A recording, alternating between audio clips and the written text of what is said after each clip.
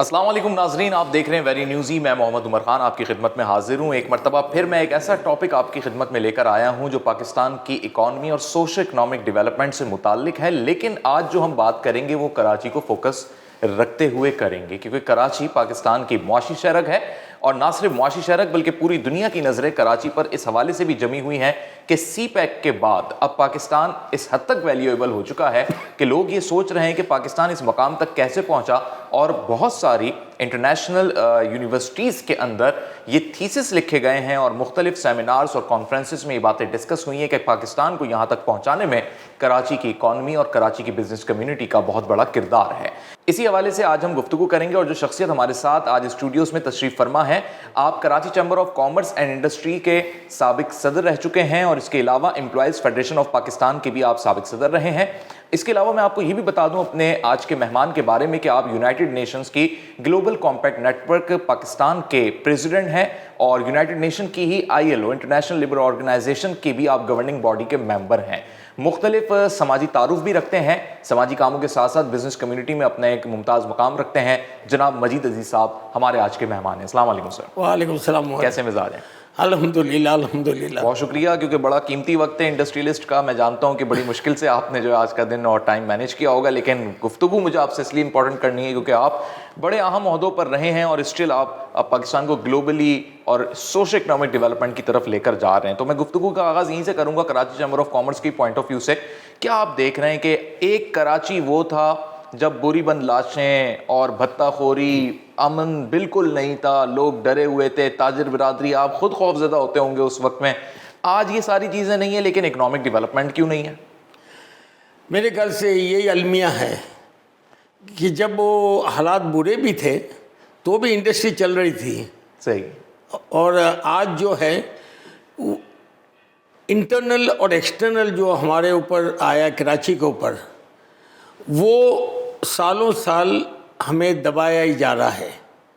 पहले तो हम ये फिक्र कर रहे थे कि कोई बाहर से होगा, फिर कुछ अंदर के शहर के अंदर के लोगों ने मसाइल पैदा किए। अब फेडरल गवर्नमेंट हो या प्रोविंशियल गवर्नमेंट हो, उनके हिसाब से कराची एक सोने की वो है मुर्गी जो अंडा इनको दे। कराची की बातें करते हैं कि कराची में हम ये करेंगे वो करेंगे, ट्रांसफॉर्मेटिव पैकेजेस 1 अरब 14 अरब रुपए का बना रहे, करोड़ का बना रहे हैं। तो इमरान खान ने अनाउंस किया। तो भाई मेरा तो पहला सवाल ये है कि कराची इमरान खान का शहर है। सही। कैसे है कि हमने इनको 14 सीटें दी हैं। ठीक है। इसके अलावा इनके साथ जो कोalition पार्टनर हैं मुत्तहिदा, उनको भी हमने सीटें दी। सही है। और ये 14 सीटें अगर ना होती तो इमरान खान के पास काम मेजॉरिटी नहीं होती असेंबली में। बिल्कुल। तो अगर हमने 14 सीटें इनको दी हैं और तकरीबन उन लोगों को MNAs बनाया जिनको कोई जानता ही नहीं है, ना उस वक्त जानता था ना आज जानता है। आप किसी को पूछ ले कि 14 में से 6 के नाम बता दें तो नहीं होगा। इसके बावजूद हर हरबे इस्तेमाल किए जाते हैं कि इसको, एक तो फिज़िकल टॉर्चर होता है, ये ज़हनी टॉर्चर हमको सुबह से लेकर रात तक मिलता रहता है। चाहे मैं सनतकार हूँ, चाहे मैं ताजिर हूँ, चाहे मैं मीडिया का हूँ, चाहे मैं आम आवाम हूँ, हर जगह हमें कराची को कंटिन्यूसली दबाया जा रहा है। तो हमने तो बोलना शुरू कर दिया कि कराची पाकिस्तान का सबसे बड़ा शहर नहीं है। कराची अब पाकिस्तान की एक कॉलोनी हो गई है। कॉलोनी हो गई है। जिस तरह ब्रिटिश ने हमारे को किया था, इंडिया से अरबों खरबों रुपए हर साल उठा के लेते थे, यही आज कराची का हाल हो गया है।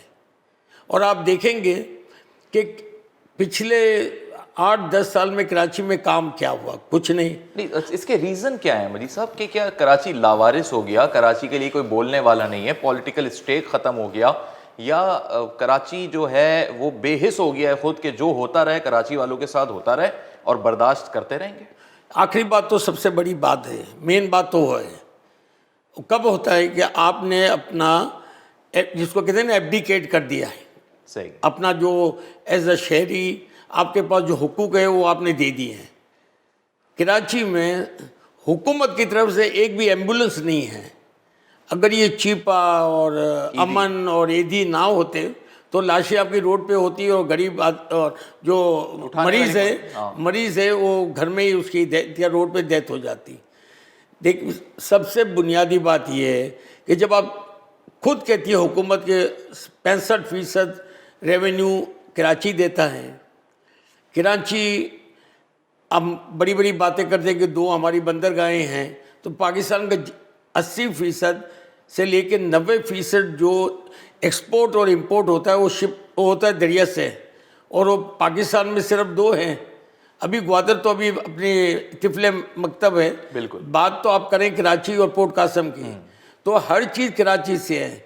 कराची बंद होता है तो पाकिस्तान 1.5 दिन नहीं चल सकता। सही। क्योंकि यहाँ से ही माल जाएगा, पेट्रोल भी यहाँ से जा रहा है, खाने की चीज़ें भी यहाँ जा रही हैं। कुछ पाकिस्तान में पंजाब या उस जगह पे जो बनता है हमारा एग्रीकल्चर, वो इनके पास इतना नहीं है। वो एक एडवर्टाइज कमर्शियल आती थी कि अपना उगाओ अपना खाओ, तो मैं हमेशा कहता था ये सिर्फ वहाँ के जो काश्तकार हैं वो अपना उगाते और खुद ही खाते, बाकी मुल्क के लिए नहीं है। तो कराची को अब ऐसे मोड़ पे ले आए हैं कि अगर ये कोई और जगह होती तो ये आग की तरह फैलती यहाँ इसकी हुकूमत के खिलाफ। लेकिन हम जो है न, हम बड़े गुस्से में हो जाते हैं, लेकिन हम बड़े रिजिलियंट हैं। हम पंगा नहीं लेते, हम बर्दाश्त कर रहे हैं, बर्दाश्त करते रहें। और बर्दाश्त की इंसान को अल्लाह ताला भी बर्दाश्त के एक लिमिट दिया है, इससे ज़्यादा अल्लाह ताला भी उसको ऊपर बोझ नहीं देते। तो कराची वाले चुप बैठे हैं, क्यों? कराची का कोई मालिक नहीं है।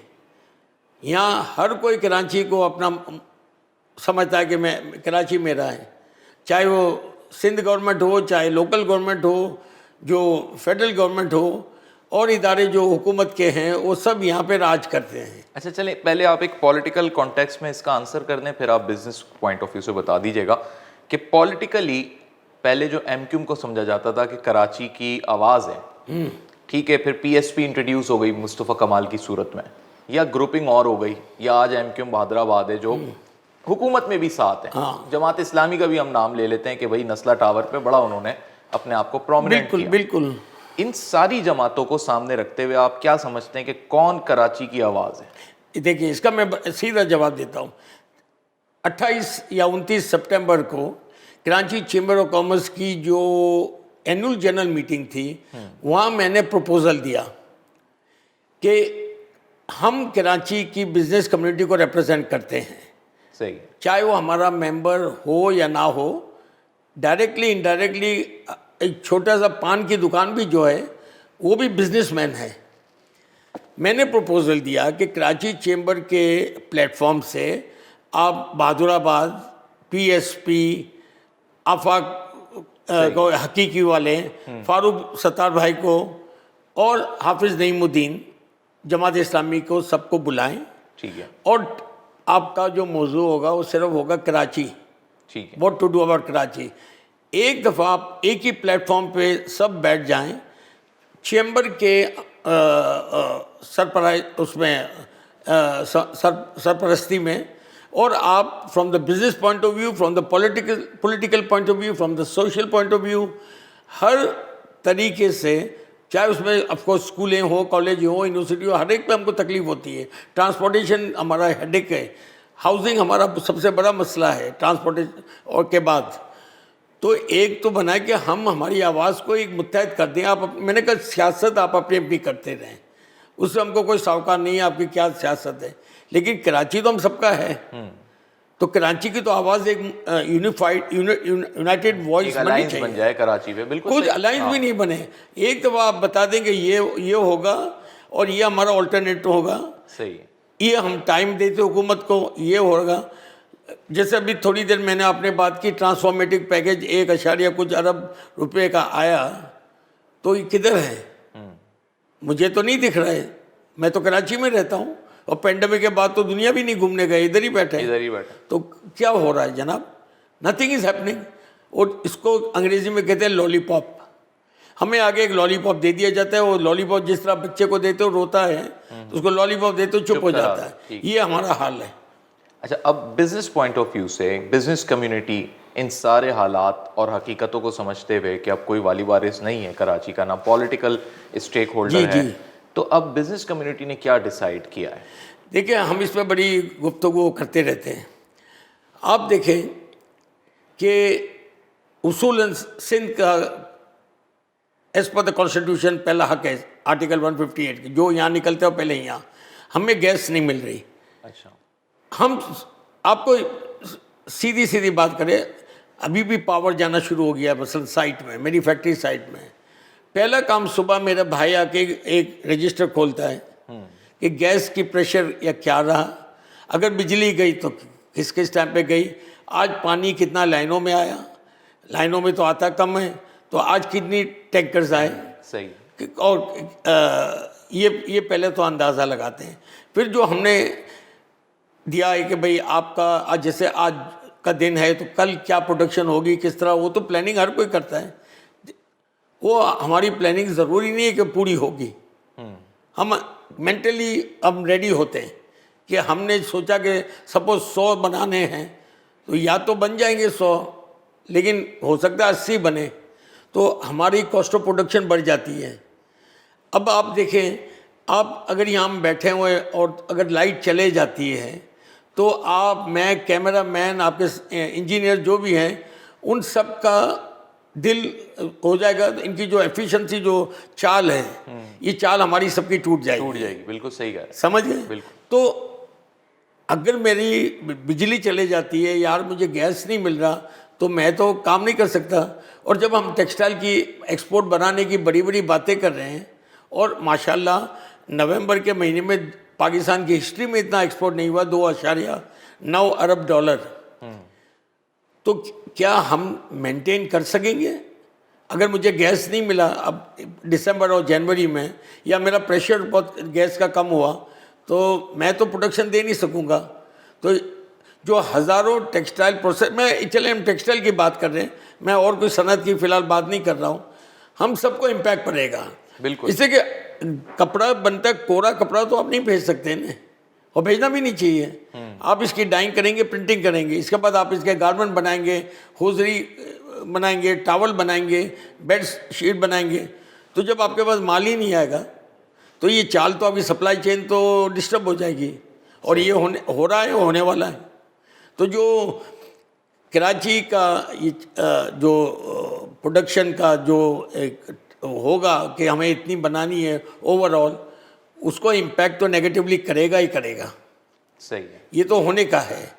इसके बाद हमारे साथ मसला ये होता है कि जो जहाँ शहद होता है तो सारी मक्खियाँ आती हैं, तो FBR वाले आ जाएंगे, लेबर डिपार्टमेंट वाले आ जाएंगे, एक्साइज वाले, रोज़ का एक लगातार लगा होता है।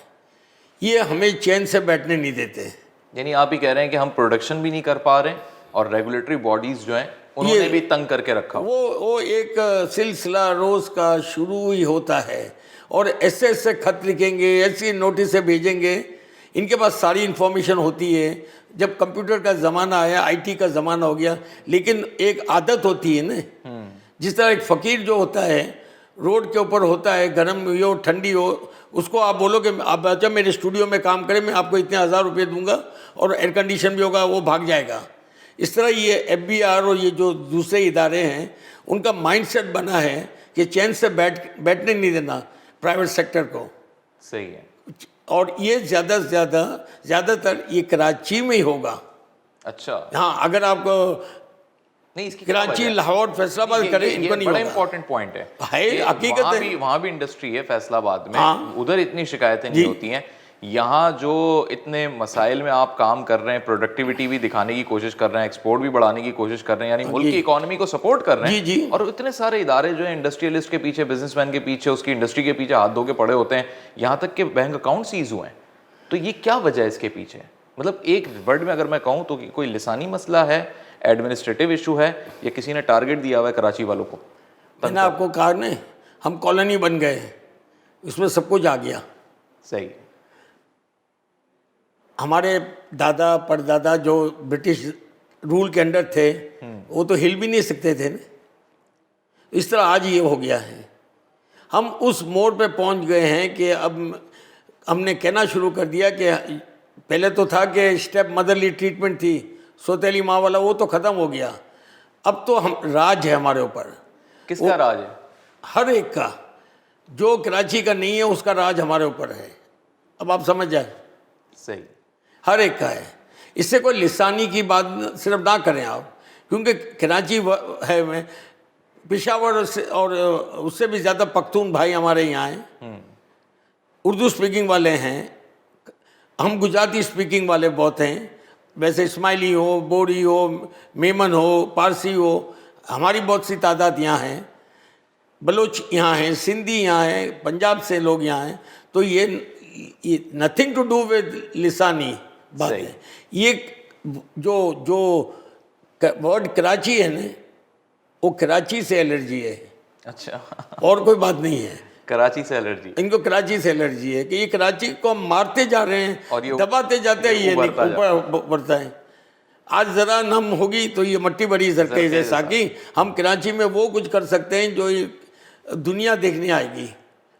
सही है। क्यों कराची में ज़रा होता है तो इमेज पाकिस्तान का ख़राब होता है, और शहर में होता है तो पाकिस्तान का इतना इमेज ख़राब नहीं होता। क्या ये वही माइंड सेट है जो स्टेट बैंक को भी जो है लाहौर शिफ्ट करना चाहते थे? वही माइंड सेट है जिन्होंने आज स्टॉक एक्सचेंज का मतलब वो हाल कर दिया है कि अब वो एक फैब्रिकेटेड मामला लगता है? मैं तो इनको कहता हूँ, आप प्लीज़ रावी की दरिया पे एक पोर्ट बना ले, हमारी जान छोड़ें। सही। मतलब ये तो इनकी मजबूरी है कि हमारे पास बंदरगाहें हैं, वरना ये भी ले जाते हैं।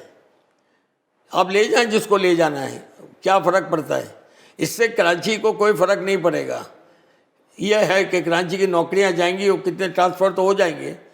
इनको ये ऐसा कर देना है। आप देखें ना, सिंध मतलब कराची के जो KDA था वो सिंध बिल्डिंग कंट्रोल अथॉरिटी बन गई, सिंध वेस्ट मैनेजमेंट, सिंध ये बन गया है। ठीक है, वो तो चलो अच्छा हुआ, लेकिन एक नाम तो था कराची स्टॉक एक्सचेंज, वो भी PSX बन गया है। बिल्कुल, हर चीज़ बन गई है। और जो इख्तियार लोकल बॉडीज़ के थे वो कुछ पिछले हफ्ते नया कानून बन के उसको भी ले लिया गया है।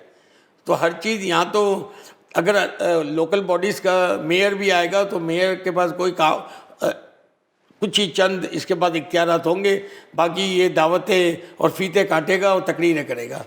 अच्छा मजीद साहब, चलें, ये बात तो आपकी बिल्कुल बजा है, सुनने वाले भी जो है इससे एग्री करेंगे, लेकिन बात यहाँ पर एक ये भी है कि कराची का जो छोटा ताजिर है वो एक बड़े इंडस्ट्रियलिस्ट के आगे जो है अपने आप को ये समझता है कि वो उसकी आवाज़ नहीं बन रहे, तो बड़ा इंडस्ट्रियलिस्ट जो है वो अपनी आवाज़ आगे कैसे पहुँचाएगा?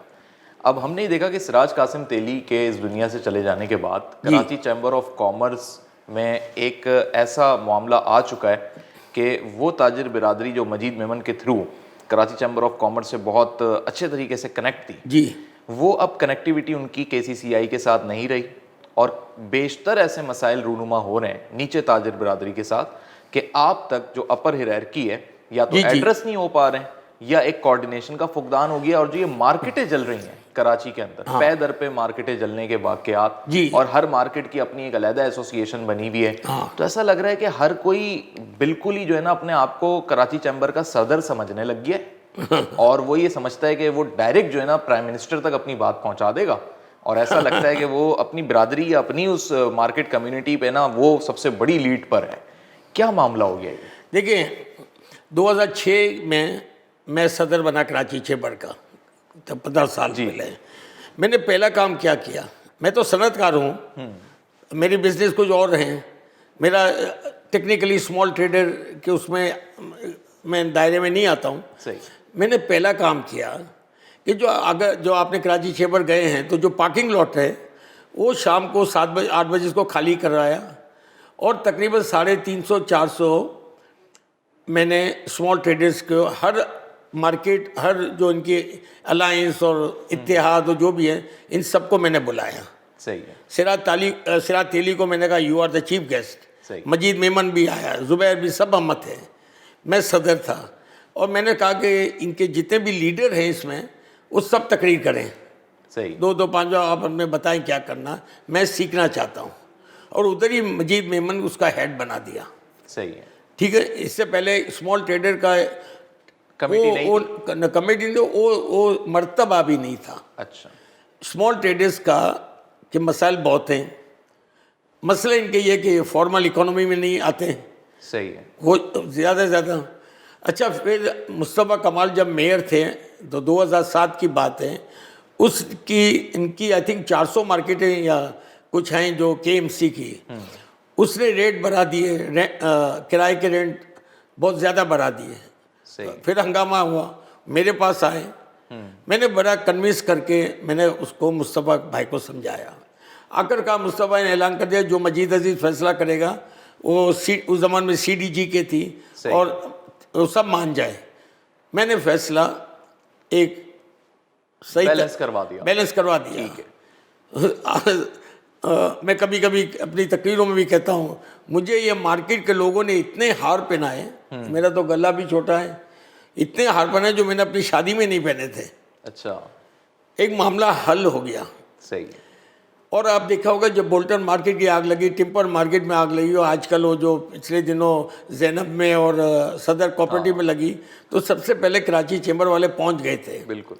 और जब बोल्टन मार्केट में सिराज तेली ने आसिफ जरदारी से कहिए और पैसे कितने अरब रुपए हमें दी गए, हमने एक एक कमेटी बने, एक एक जो मुतासिर पहुंचाया मुआवजा नहीं, हमने एक एक का इंटरव्यू लिया, एक एक का वो देखा।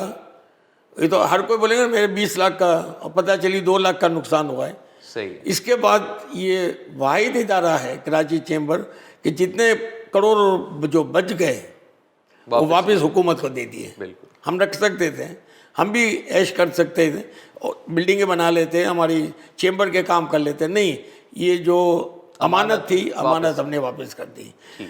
हाँ, आपकी बात ये भी सही है कि आज क्या, तो कुछ महीने 1.5 महीने पहले हमने सारे लोगों को बुलाया था, हम भी सब स्टेज पे बैठे थे, एक एक की बात सुनी।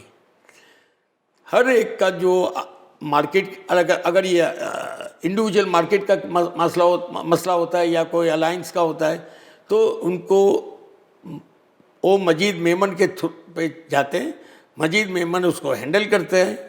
उसके बाद अगर वो हायरार्की पे आता है तो इसको हैंडल किया जाता है। अगर ये लोकल गवर्नमेंट का मसला है या सिंध गवर्नमेंट का मसला है, या पहले तो वी टेक द केसेस।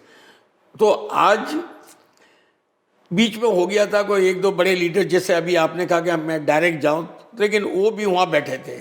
सही है। तो चेंज वापस आ गया है और इनको भी पता है और हमें भी पता है कि अगर हम साथ रहेंगे तो हम बिजनेस की एक आवाज़ बनेंगे, वरना तो हर कोई छोटा छोटा लीडर बन जाएगा और अपने करेगा तो क्या होगा कि अपनी तो देख लेगा, लेकिन ओवरऑल कराची की बिजनेस या चलें कराची के स्मॉल ट्रेडर का जो मसले हैं वो फिर डिवाइड एंड रूल हो जाएंगे। और डिवाइड एंड रूल जहाँ होते हैं, जो ब्रिटिश करती थी हमारे साथ, तो फिर तरक्की नहीं होती और फिर इत्तेहाद सही माने नहीं होता, फिर हमारी बैक भी स्ट्रांग नहीं होती। हमारी बैक स्ट्रांग क्या है कि हम कह सकेंगे 25,000 25,500 मेंबर हैं, लेकिन 50-55,000 टेक्निकली हमारे मेंबर नहीं हैं, फीस नहीं देते हैं, वोटिंग भी नहीं है इनकी, लेकिन हमारे ये भी मेंबर हैं। अच्छा, ये तबका छोटे ताजर जी जो शॉप्स चला रहे हैं, छोटा काम कर रहे हैं, और वो कराची चैम्बर के साथ जुड़े हुए भी नहीं हैं और ना वो टैक्स देते हैं, और उन्होंने तजावुजात भी कायम की हुई हैं, यानी ये तीनों हाथों से कमा रहे हैं। वैसे दो हाथ हैं इंसान के, लेकिन तीसरा हाथ इनका ये कि ये टैक्स भी बचा रहे हैं, हर लिहाज से ये फायदे हैं। और आज जब इनके खिलाफ तजावुजात के खिलाफ ऑपरेशन होता है, इनके ठियों को हटाया जाता है, इनकी दुकानों को तोड़ा जाता है, या कहा जाता है आप यहाँ से हट जाएं, तो ये ऐसे आ जाते हैं आगे क्रेनों के कि जैसे इनके साथ सारा जुल्म इन्हीं के साथ हो रहा है, जबकि वो करोड़ों अरबों कमा चुके हैं इसका। जी। तो ये कौन लोग हैं? ये तो आपकी अम्ब्रेला में भी नहीं आते, लेकिन अम्ब्रेला में ये तो दूसरा अलमिया है, अम्ब्रेला में तो नहीं आते, लेकिन हम इनकी आवाज़ भी हैं। अच्छा। लेकिन अब प्रॉब्लम ये है कि कोई भी इंक्रोचमेंट करता है, कोई भी और करता है, तो इसने रिश्वतें दी हैं, मुफ्त नहीं होता। अच्छा। प्रॉब्लम यही है कि रिश्वतें तो दे देंगे, लेकिन ख़जाने में सरकार के टैक्स नहीं देना, लेकिन हमें रिश्वत दे देनी है। और जब आप रिश्वत देंगे तो एक दिन आएगा कि कोई ना कोई जज होगा या कोई ना कोई रूल बनेगा या कोई ना कोई कानून बनेगा, तो फिर आपको बचना मुश्किल हो जाता है। सही है। तो प्रॉब्लम ये है कि अगर अपना माइंड ब्रॉड करें और इस जमगेले से निकले रिश्वतों के और शॉर्ट करें, आपने रोड को ब्लॉक कर दिया, आपने इसको ब्लॉक कर दिया, आप कहीं भी जाएं रोड बड़े बनते हैं, इसके 2 दिन के बाद वापस छोटे लगते हैं, क्योंकि वो आते ही रहते हैं। और इनको पुलिस वाला आता है, एसडीएम आता है, कोई भी आता है तो वो मुकमुका हो जाता है। लेकिन ये नहीं सोचते कि ये अपनी उसके लिए कितने लाखों आदमी जो रोज़ वहाँ से गुजरते हैं उन सबका कितना अजियत देते हैं, तकलीफ में डालते हैं। ये क्यों करते हैं? ये माइंडसेट है। ये माइंडसेट को चेंज होना पड़ेगा। और माइंडसेट को चेंज होने के लिए मुझे ये कहना पड़ेगा कि एक ये इन सही मानों का ऑपरेशन होना ज़रूरी है। जिस तरह शहबाज शरीफ ने लाहौर में किया था, अगर आपने अनारकली का या चौबड़ जी का देखें तो इसने बोला कि मेरा बेटा भी आके मुझे सिफारिश करेगा तो मैं इसकी तो आप इसकी सुने नहीं। ये नक्शा है, इसके मुताबिक बना। मुझे ये नक्शा ऐसा ही चाहिए अभी। सही। तो कर लिया ने। और वहाँ क्या हो गया? आज अनारकली में फ़र्क पड़ गया, आज चौबड़ जी में फ़र्क पड़ गया, और जगहों में फ़र्क पड़ गया। कराची में क्यों नहीं होता? करना पड़ेगा। सही है। ठीक है, आपने ये एम्प्रेस मार्केट में करके दिखाया नहीं? बिल्कुल दिखाया। आज कोई इसकी बात भी नहीं करता, सब हो गए। आप इतने बैठे हैं, तो अगर आपने इंक्रोचमेंट की है तो फिर आपका और मेरा और कैमरामैन वालों का भी हक होता है कि मैं इंक्रोचमेंट करूं। अच्छा, लेकिन यहाँ एक बड़ा इंपॉर्टेंट पॉइंट ये भी उभरता है कि चाहे वो इम्प्रेस मार्केट की दुकानें थी या अभी भी इंक्रोचमेंट में जिन्हें शुमार किया जाता है, या साइट एरिया की कोई इंडस्ट्री क्यों ना हो या फैक्ट्री क्यों ना हो, वो एक केएमसी का डॉक्यूमेंट दिखाता है पुराना कि मैंने तो उस ज़माने में ये ज़मीन ली थी, ख़रीदी थी, ये देखो मेरे पास केएमसी का डॉक्यूमेंट है। कुछ डॉक्यूमेंट्स पार्टीशन से पहले के भी हैं। तो वो कहता है मैं तो बाप दादा के दौर से यहाँ पे अपनी इंडस्ट्री, फैक्ट्री, दुकान लगा के बैठा हुआ हूँ।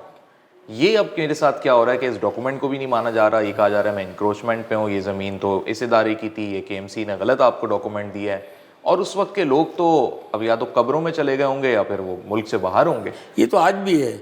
आप नूरियाबाद जाएं, सुपर हाईवे जाए, आज ही की बात में हम बैठे थे साइट एसोसिएशन इंडस्ट्री, जिसका भी मैं साबिक चेयरमैन था, सिराज जुबैर हम साबिक चेयरमैन हैं।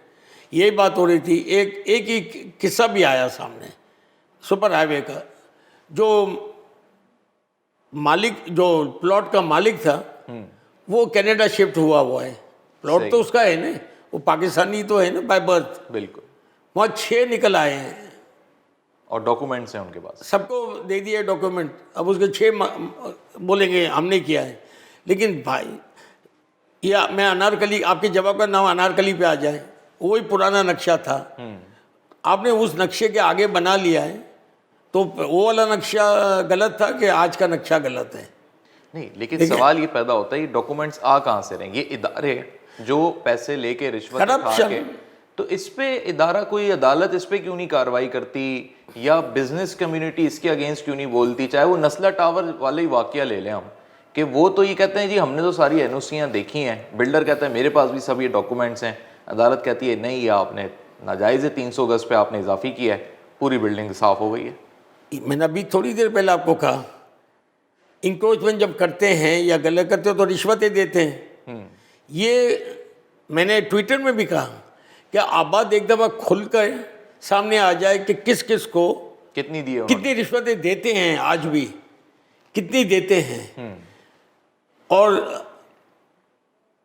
किसी ने मुझे, बड़े बिल्डर ने कहा कि हमने तो 25% हमारी फिजिबिलिटी में करप्शन पनी होता है। ना सिर्फ हम जो ऊपर तक जहाँ देते हैं, वो हम जब हमारा कोई लोहा सरिया बार पड़ा होता है या हमारी ब्रिक्स पड़े होते हैं, ईंटें पड़ी होती हैं, तो फलाना आ गया तो उसको इतने दिए। बोले हमारा एक बंदा कैश लेके बैठा होता है, उसका काम ये है। और अगर 25% में जो 2-5%, 7% बच जाते हैं, वो हमारी एडिशनल प्रॉफिट होती है। तो जनाब, आप खाली बिल्डर को पकड़ते हैं तो बिल्डर से निकलवाएं भी तो सही नहीं है कि किस किस को दिए कितने। सही है, क्योंकि दिए गए हैं, होनी चाहिए इस पे। कोई चीज़ मुफ्त में नहीं बनती। सही है। अगर एक गलत काम कोई कर रहा है और सरकारी इदारे में बैठ के कर रहा है तो वो पागल नहीं है कि मुफ्त में करेगा। कहीं ना कहीं तो कुछ गिव एंड टेक होगा ना। बिल्कुल तो बिल्कुल। फिर आप सिर्फ उसको क्यों कर रहे हैं? सिर्फ प्राइवेट सेक्टर आबाद तो मैं खुलेआम कह रहा हूँ, ये क्यों नहीं सामने आके अपने नाम दे देते हैं? एक दफ़ा नाम दे दें, एक दफ़ा तो कर लें। आज कितनी ऐसी जगहें हैं, आप लाइसेंस बनाने जाएं, हर चीज़ ऑनलाइन सब कुछ है, फिर भी टाउट बाहर बैठे होते हैं। हाँ। पासपोर्ट ऑफिस के बाद भी टाउट बैठे होते हैं। जब आप लाइन में खड़ के, मेरा भाई गया अपना लाइसेंस बनाने, कोई सोर्स नहीं, चुप जिया, उसने ऑनलाइन टाइम ले लिया था, बोला मुझे 10 मिनट मैक्सिमम लगे। पहले क्या होता था, बाहर 4 टाउट्स आ जाते थे।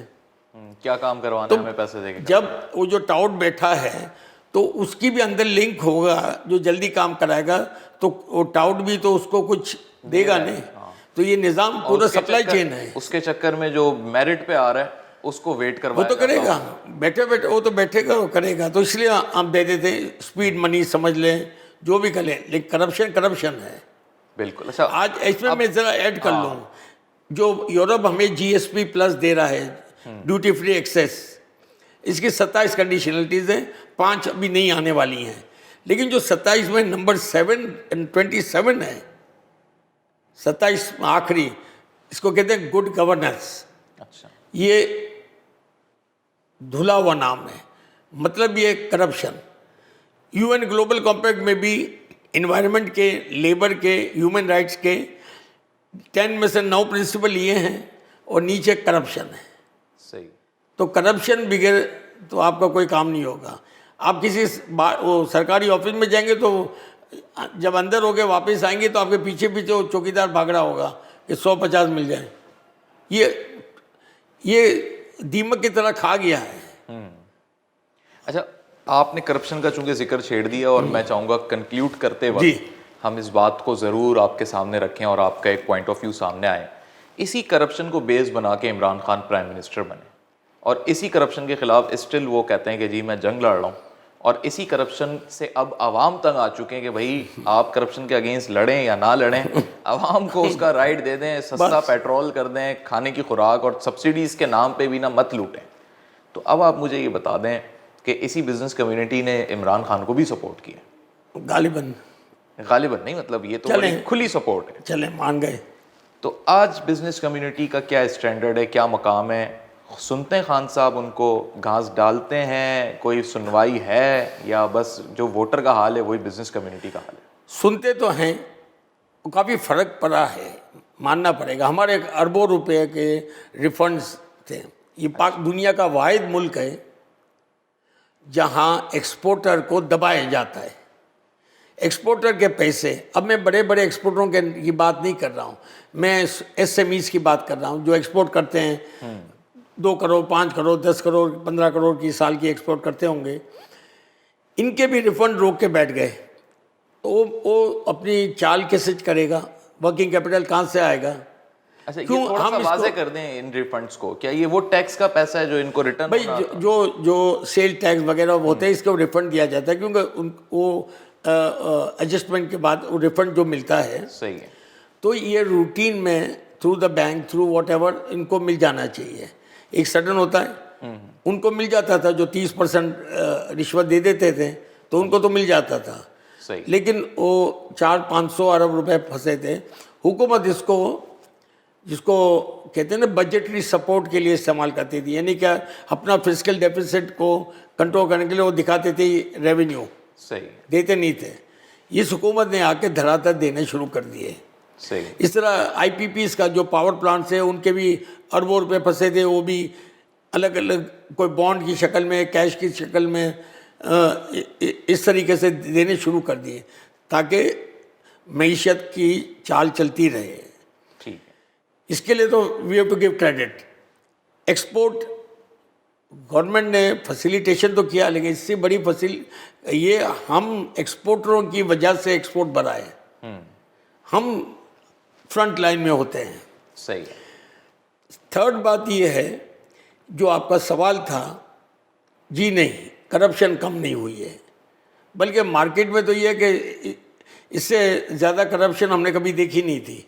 अच्छा, इस दौर में देखिए, ऊपर 2, 10, 20, 100 आदमी अगर ऑनेस्ट हैं तो उनको नीचे को लाने, ये फिल्टर नीचे होना चाहिए, लेकिन नीचे वाले काम ही नहीं करेंगे तो मुल्क रुक रहा है।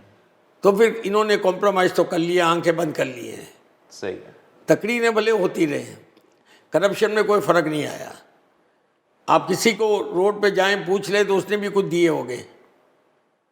रोज़ मोटरसाइकिल वालों को सबको 2-2 पुलिस वाले खड़े होकर ले लेते हैं ना कुछ।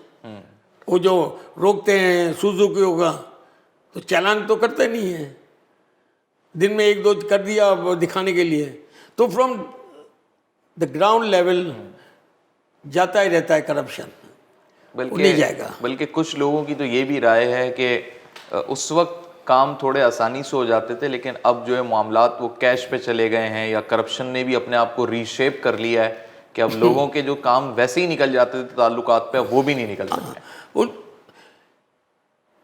इसको कहते हैं गिव अप।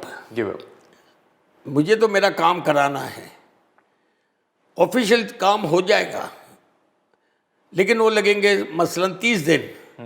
तो 30 दिन में तो मुझे बहुत सी चीज़ें महंगी हो जाएंगी, मैं अपनी डेडलाइन नहीं मीट कर सकूंगा, मेरा और वजह से भी होगा। तो अगर मेरा काम 3 दिन में हो जाता है तो जो खर्चा दिया जा रहा है उसको मैं फैक्टर इन करूं तो मुझे इतना महंगा नहीं लगेगा। ठीक है, आप समझ गए मेरी बात? सही है। क्योंकि मेरा जो पूरे महीने इंतज़ार करूंगा तो मेरा हो सकता है कि मुझे जो अपॉर्चुनिटी मिल रही है वो मेरा अपॉर्चुनिटी मिस हो जाए, तो मेरा जो एक्सपेक्टेड फ़ायदा होने का था वो ना हो। तो मैंने कहा यार वो कह रहे 3 दिन में इतने होंगे साहब, खर्चा आएगा। तो मैं इसको कहूँगा यार मुझे तो कल रात चाहिए था, ये ले एक्स्ट्रा, और मेरा काम जल्दी हो गया। क्योंकि जो पैसे देने वाले जो हैं उनकी भी एक लाइन होगी ना रोज़ की, किसी दफ्तर में 10 लोग 15 लोग यही काम कराने जा रहे हैं और सब ने ये सोचा कि मुक्का कर लें। तो कोई तो इसमें होशियार निकलेगा, बोलेगा भाई मुझे तो कल रात को चाहिए था, ये परसेंटेज ज़्यादा ले ले, फाइल मेरी ऊपर कर। तो ये तो एक मामूल बना हुआ है, आप इसको रुकेगा नहीं। अच्छा, बस लास्ट मुझे बता दीजिएगा कि नेक्स्ट इलेक्शन में आपको वोट डालने का मौका मिल जाए और आपके पास 3 ऑप्शन हो, पीपल्स पार्टी, PMLN और PTI, किसको वोट करेंगे? बड़ा अच्छा सवाल है। तीनों में बहुत बड़ी खामियां हैं। नहीं, लेकिन तीनों में से एक चूज करना है, आप किसको? नहीं, तो ज़रूरी नहीं है कि यही 3 आए, चौथा भी आ सकता है। अच्छा, मतलब यू नेवर नो। इसमें तो एक किसी और को खड़ा करना कोई बड़ा मसला नहीं है। तो हो सकता है, एक्सपेरिमेंट हुआ, 2 पार्टियों को घुमाते गए 2-2, 3-3 दफ़ा। इन्होंने कहा कि दोनों अब बदनाम हो रहे हैं तो एक फ्रेश फेस लिया है। फ्रेश फेस के ऊपर सारा बोझ आ गया। ये तो नहीं है कि सारा इमरान का या इनकी गवर्नमेंट का कसूर है, काफ़ी चीज़ें इनकी होती, लेकिन अगर आप देखा जाए तो इन्होंने बहुत सी चेंजेस तो की हैं। एक नया कुछ सिस्टम तो लाया हुआ है, लेकिन प्रॉब्लम सिर्फ ये है कि आगे बढ़ने के लिए वही गंदे निज़ाम के अंदर इनको घूम के निकलना पड़ेगा। तो ये अभी ये भंवर में फंसे हुए हैं। सही है। वो भवन में पाँव नहीं रखने वाले थे, उनको पता नहीं थी, उन्होंने भवन में पाँव रख लिया। अब उससे निकलना जो होता है ना, जो दलदल है, दलदल आपको खींचती है, उससे निकलना मुश्किल, निकलना बड़ा है। तो कोई तगड़ा हाथी होगा जिसका रस्सी होगी जो उसको निकाले, वो हाथी ढूंढ रहे हैं हम, हाथी अभी तक मिला नहीं है। अच्छा, बहुत शुक्रिया मजीद अजीज साहब, आपने अपना कीमती वक्त दिया और बड़ी ज़बरदस्त बातें हुई कराची इकॉनमी, बिजनेस कम्युनिटी के तहफ़्फ़ुज़ात और पॉलिटिकल पॉइंट ऑफ व्यू पे भी। I am really thankful for your time.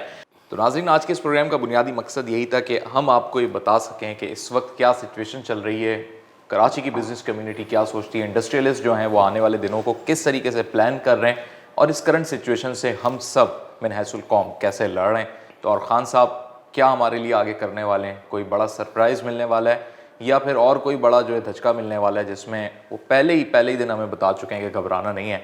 आने वाले दिनों में हम ये देखेंगे। मोहम्मद उमर खान को दीजिएगा इजाज़त। अल्लाह हाफ़िज़।